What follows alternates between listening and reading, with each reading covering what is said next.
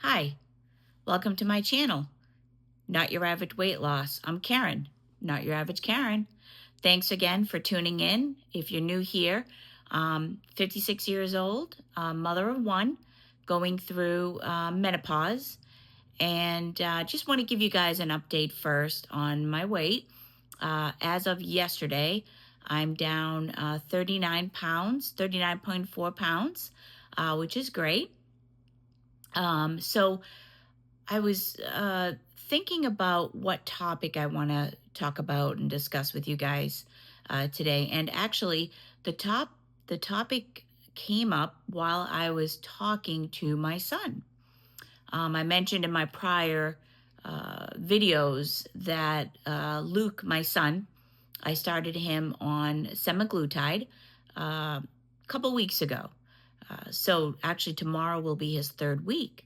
So anyway, so back to my whole point is I was talking to him because he was a little frustrated yesterday about still having cravings, still hearing the food noise, all the things that, that a GLP-1 can get rid of. As I know, I'm on compounded tirzepatide, 3.0 milligrams. And he was frustrated. I can see in his face and in his voice that he was very frustrated. Mom, what's going on? Um, I still get cravings. I still want to eat all the time. So we talked about it a little bit, and the conclusion that we came to was that he is definitely an emotional eater. Um, we talked about it for a little bit. He eats when he's sad. He eats when he's happy. He eats when he's bored. Definitely an emotional eater. So I said to him, I will talk to his provider and see if we can get the dosage up. He has to go through the whole month first at the lower starting dose. And then the next month, which will probably be next week, actually, which is very coming up very fast, we'll go to the higher dose. And I did indeed talk to his provider, and the provider has already given him permission to go up in dose. So he was very excited about that. But the other thing I want to talk about is while I was discussing his issues with the eating, I kind of had a revelation about my own eating habits. So it was good. It was actually a good thing that we decided to talk about it and came up with this conclusion. Not only is he an emotional eater, but for me, the compounded tirzepatide has taken all of the food noise away, which has been wonderful. And I've been eating protein daily, about 120 to 130 grams of protein a day. I sure and make sure I get my protein intake first. Very important.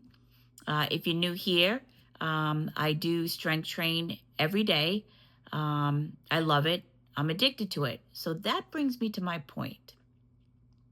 So when you're on a GLP-1, as you know, or you don't know, it dampens that dopamine effect. So it dampens the food noise. Um, and when it dampens the food noise and you don't get that dopamine hit anymore, um, what happens, right? So I thought about it and I said, you know what? Wait a minute. So, what am I substituting, if you will, for that dopamine hit? Right? So here it is. I'm substituting weight training. It's not a bad thing. Don't get me wrong. It's definitely better for me than binge eating or just eating bad food and craving. So it's not a bad thing to be addicted to strength training, but it's funny because I went from one extreme to another extreme, right?